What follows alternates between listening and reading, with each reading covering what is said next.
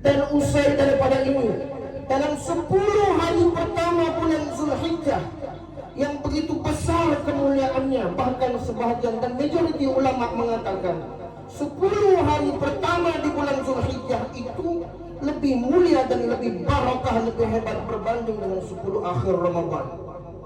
Bermula daripada tanggal 20 Jun sehingga 27 Jun, 1 hingga 8 Zulhijjah, kemudiannya hari Tarwiyah. Jemaah haji itu pada hari Tarwiyah berehat, mengumpulkan tenaga, mengumpulkan bekal untuk dibawa ke Padang Arafah. Mereka berhimpun di Padang Arafah. Kita belum ada rezeki untuk dijemput menjadi duyufur rahman. Kita ada duit mungkin, tapi giliran belum sampai. Kecewakah kita? Tidak. Ketika mereka berkumpul di Padang Arafah, kita berkumpul di tempat kita mengerjakan puasa hari Arafah. Siyamu yaum Arafah, siyamu yaum Arafah, puasa pada hari Arafah. Tukaffiru sanatal madiyah wal baqiyah, menghapuskan dosa yang setahun sebelumnya dan setahun ke depannya. 730 hari peluang pengampunan dosa, saudaraku. Dan pada hari ini Yaumul Adha disebut dengan Adha karena selepas ini perbuatan yang terbaik adalah menumpahkan darah, menyembelih binatang kurban sebagai satu bukti syiar, simbol dan lambang kepada agama ini. Jemaah Idul Adha yang dirahmati Allah Subhanahu wa taala. Para nabi dan para rasul, terutamanya Nabi Allah Ibrahim alaihissalam, yang menjadi lambang, yang menjadi bapa kepada segala nabi, mereka itu telah melalui ujian-ujian dan cabaran-cabaran yang telah mereka lalui dengan begitu perit sekali. Dibacakan oleh imam dalam suratul Baqarah tadi, وَلَنَبْلُوَنَّكُمْ بِشَيْءٍ مِنَ الْخَوْفِ وَالْجُوعِ وَنَقْصٍ مِنَ الْأَمْوَالِ وَالْأَنْفُسِ وَالثَّمَرَاتِ وَبَشِّرِ الصَّابِرِينَ. Kami pasti akan uji dirimu dengan beberapa ujian. Ada 5. Al-khawf, diuji kau dengan rasa takut. Wal-ju', diuji kau dengan rasa lapar. Wa naqsim minal amwal, hilang harta benda, tidak ada pekerjaan. Wal anfus, meninggal orang yang kau sayang. Samarat, kurangnya tumbuh-tumbuhan dan tanam-tanaman. Kecewakah engkau? Wa basyiril sabirin. Kata Allah, berikan kabar gembira kepada orang-orang yang boleh bersabar. Siapa orang bersabar itu? Alladzina idza asabatuhum musibah qalu inna lillahi wa inna ilaihi raji'un. Orang-orang yang ketika dilanda ujian dan musibah, mereka mengatakan inna lillahi wa inna ilaihi raji'un. Jangankan diri kami, nyawa kami seluruhnya adalah milik Allah dan kepada Allah kami akan dikembalikan. Para nabi dan para rasul, ujian mereka telah mereka melalui dengan begitu dahsyat dan mendapat pertolongan Allah. Kita, apa cabaran hidup kita hari ini? Ketika masuk ke dalam masjid pun, usai sholat, sibuk tengok telepon anak-anak kita, masih sibuk nak habiskan permainan game online-nya, tak ikut di bertakbir. Itulah cabaran anak-anak kita. Ada yang pagi ini sepatutnya berhimpun di rumah-rumah Allah atau di mana-mana tempat saja berhimpun, sibuk dia mencari rezeki. Dia fikirnya rezeki itu dia yang punya, Allah yang punya. Apa cabaran-cabaran hidup kita, saudaraku? Mengenangkan Idul Adha bermaksud memerlukan pengorbanan. Cabaran-cabaran hidup kita antaranya adalah telah berkembang luasnya perangai-perangai kebinatangan dalam masyarakat, menularnya budaya-budaya khurafat dan faham songsang, dan berlakunya kekufuran yang meluasa karena runtuhnya nilai iman dan rosaknya budaya beragama. Inilah yang dihadapi oleh Nabi Allah Ibrahim pada zaman dia. Nabi Allah Ibrahim itu berjuang bukan ketika umurnya 40 tahun,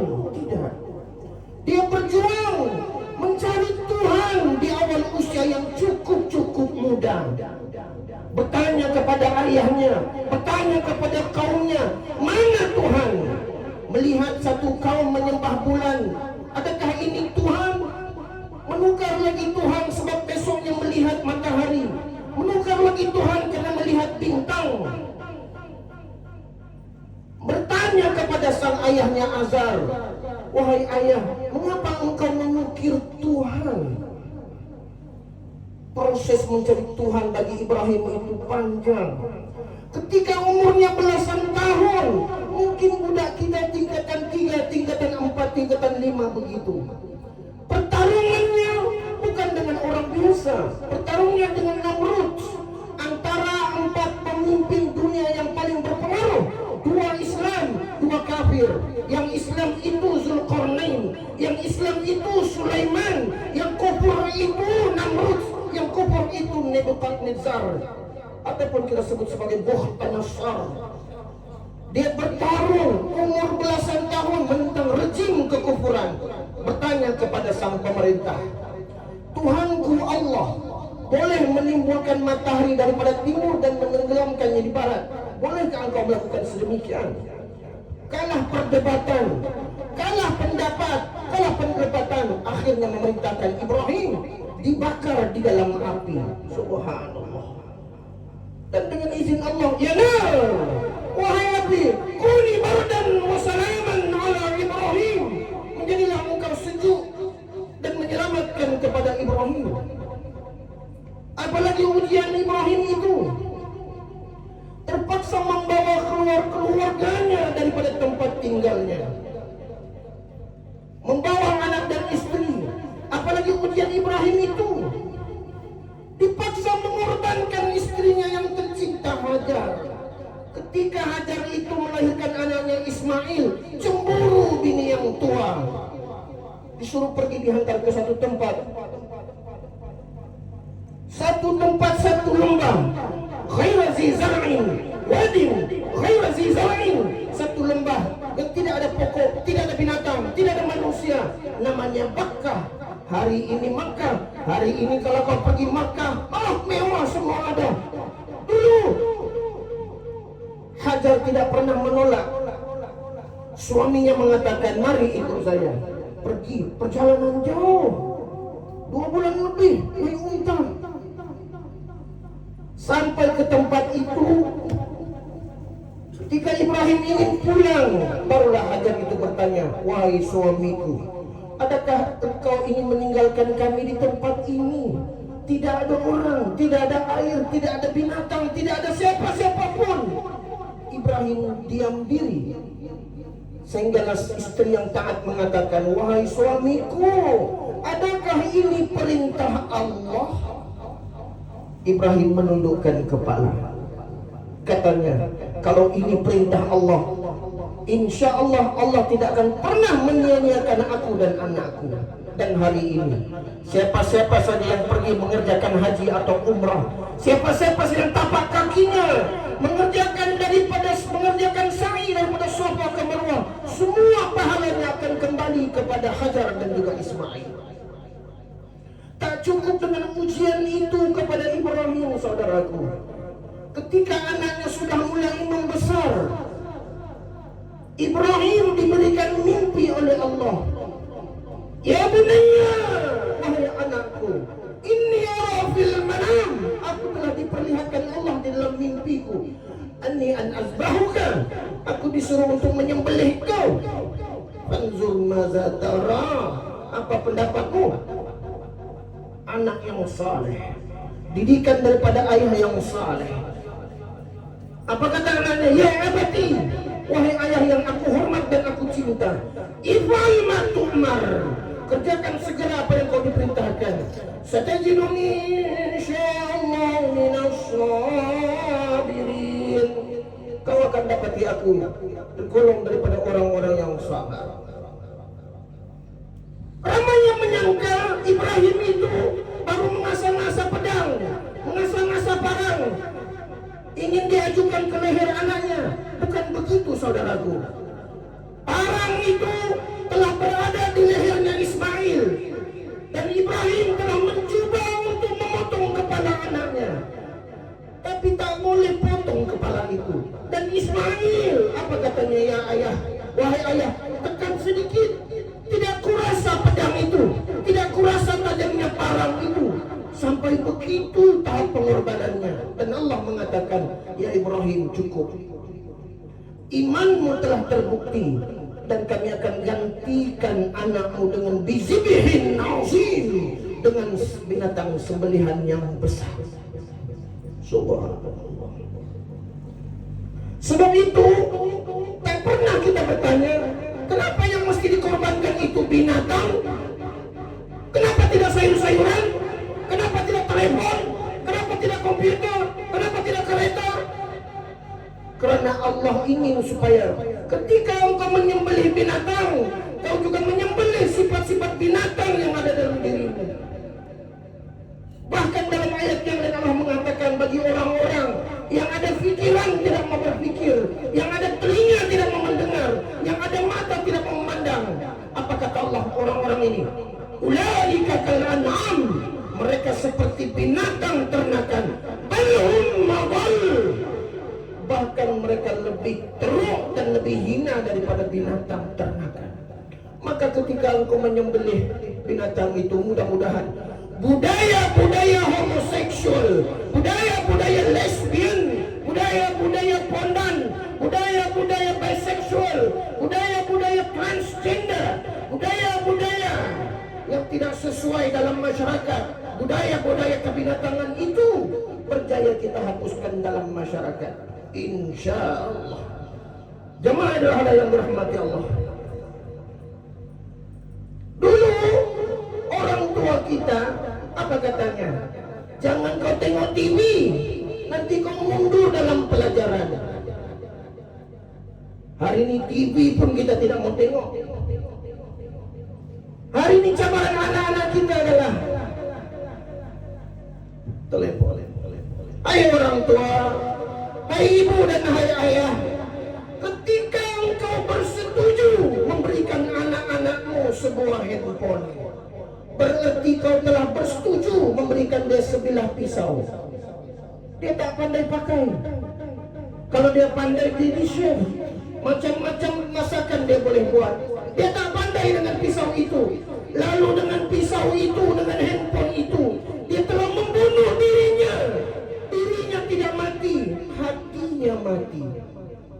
Kau ada anak-anak perempuan, kau pikir dia selamat, terkurung dalam bilik, bagi dia satu handphone, pasang wifi, pikirmu dia selamat? Tidak, dia tidak selamat. Dia telah masuk ke satu dunia yang baru, dunia tanpa sempadan, segalanya di hujung jari. Berapa ramai anak-anak muda kita yang menjadi pelacur online. Tidak lagi mereka itu berkumpul di Singapura, tidak lagi berkumpul di Jalan 2. Itu old fashion. Anak-anak muda hari ini menjadi pelacur online. Orang-orang tua tidak lagi bermain piak-piakku berdepan-depan seperti ini. Tidak lagi main domeng depan-depan kita. Tidak lagi main katam-katam. Itu old fashion. Semuanya main judi online, main jackpot online. Inilah cabaran kita hari ini. Subhanallah. Kenapa begitu? Kenapa begitu? Bangsa Arab menjadi mulia karena Al-Quran turun kepada mereka. Kalau hari ini ditanyakan satu soalan, hai orang-orang Sandakan, hai orang-orang Malaysia, bolehkah bulan depan kita mengalahkan Amerika dan China? Semua akan ternganga, mustahil. Macam mana kita boleh mengalahkan China dan Amerika? Mustahil. Itulah yang dihadapi oleh orang Arab ketika itu. Bolehkah kami mengalahkan Rom dan Parsi? Jawaban dia boleh. Jawabannya boleh. Bagaimana?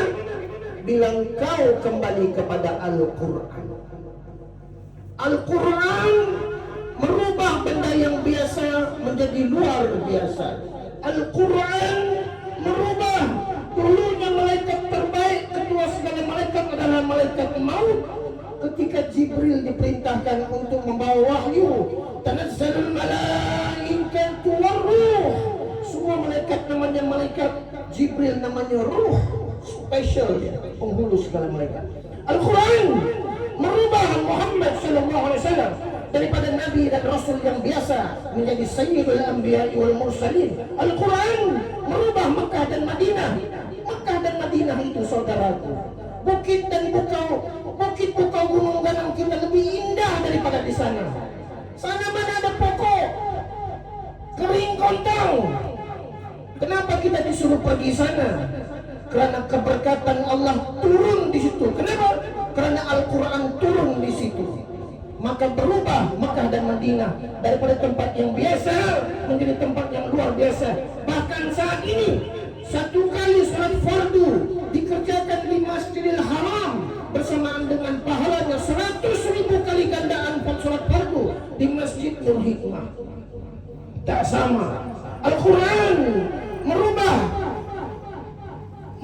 orang tua. Ada orang tua tak pandai baca Al-Quran, tak pandai baca Al-Quran orang tua, tapi dibangkitkan Allah pada hari kiamat. Terkejut dia. Allah pakaikan dia pakaian daripada pakaian diraja, dikalungkan mahkota daripada cahaya. Bertanya kepada Allah, ya Allah, macam mana aku boleh pakai pakaian yang indah ini? Macam mana aku boleh pakai mahkota pada cahaya? Aku tidak layak ya Allah. Aku tak pandai baca Al-Quran. Allah kata, memang kau tak layak, kau tak pandai. Tapi kau ada anak, anakmu kau hantar belajar Al-Quran, maka orang tua, hari ini aku muliakan kau karena kau menghantar anakmu belajar Al-Quran. Bayangkan Al-Quran itu boleh merubah bangsa Arab daripada bangsa yang meminta sedekah, bangsa yang ditindas-tindas, menjadi bangsa yang merajai 1/3 dunia. Dan hari ini saudara dan saudari, kenapa hari ini kita dihinakan Allah? Sekarang kita sedang diazab Allah. Kau merasa pakaianmu hebat, songkokmu tinggi, serbanmu besar, rumahmu mewah, pekerjaanmu ada, makanmu cukup.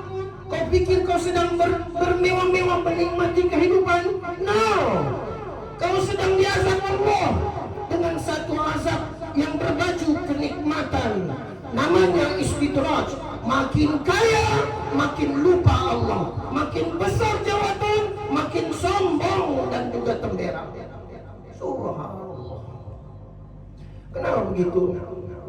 Dulu kalau kita pergi jalan-jalan di kampung, pergi satu rumah, kita dengar orang baca suratul Baqarah. Pergi rumah yang lain, orang baca Yasin. Pergi rumah yang ini, ada kelas mengaji Al-Quran. Hari ini ada jumpa seperti itu.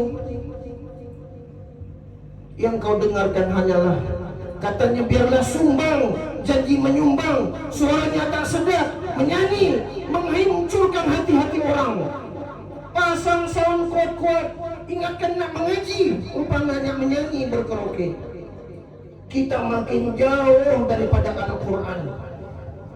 Ada anak yang pandai, tidak pergi perhantar belajar agama. Anaknya yang pandai, tak disuruh belajar agama. Anaknya yang tidak pandai, yang bermasalah, yang reject bilang orang ini, barulah disuruh pergi belajar sekolah pondok.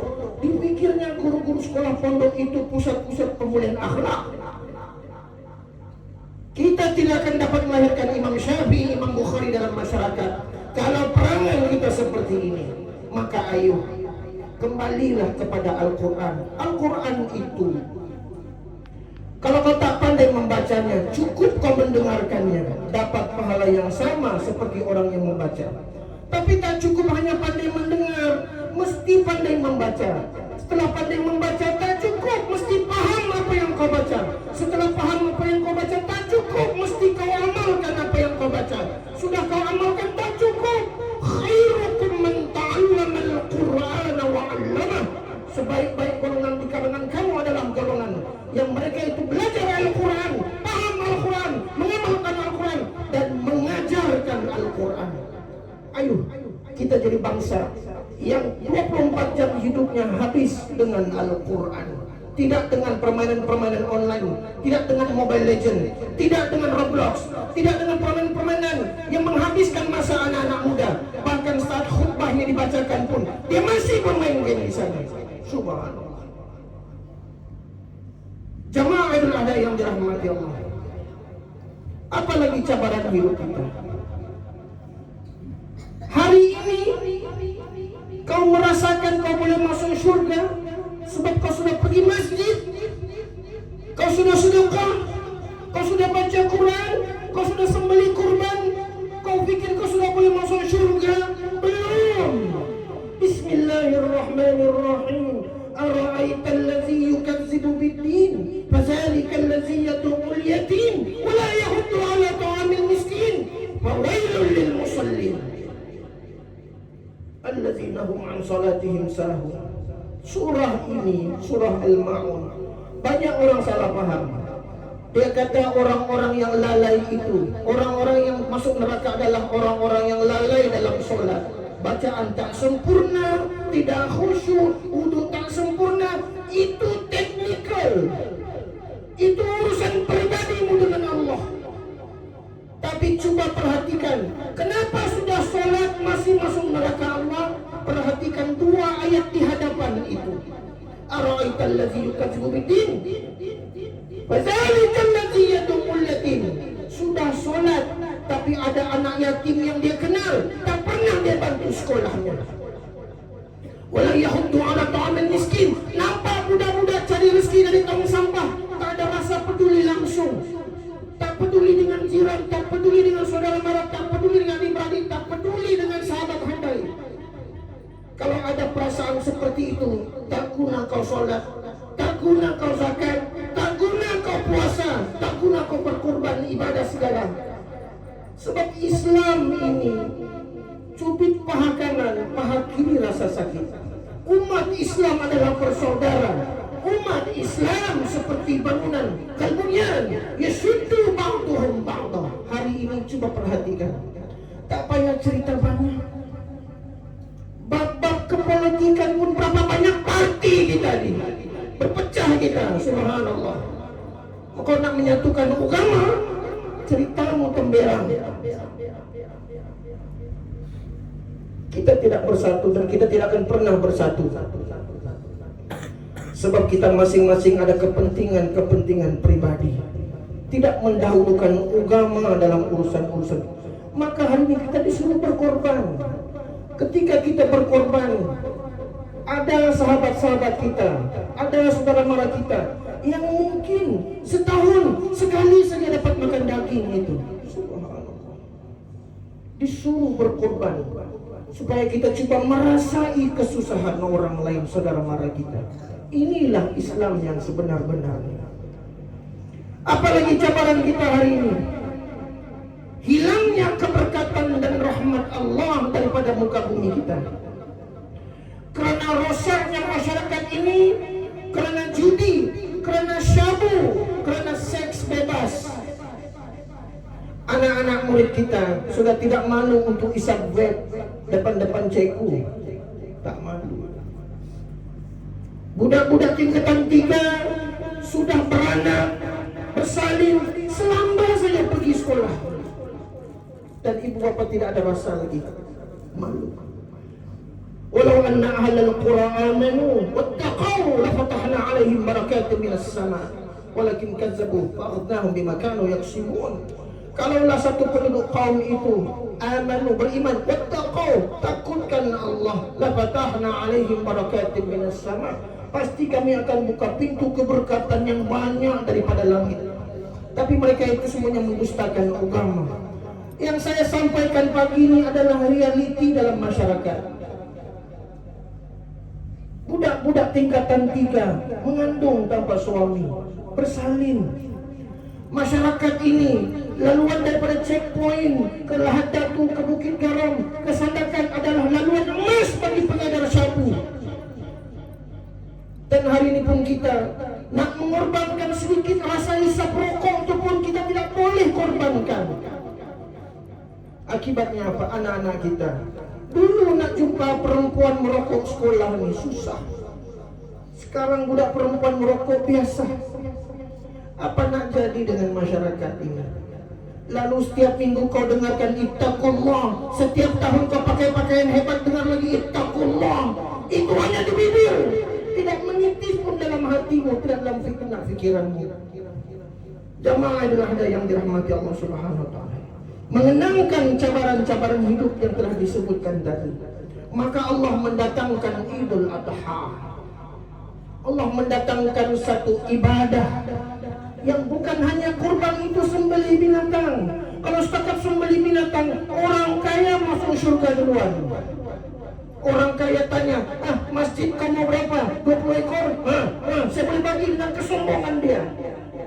Tapi ada orang miskin, tak mampu dia kumpul bulan-bulan 50, 100 nak beribadah kurban.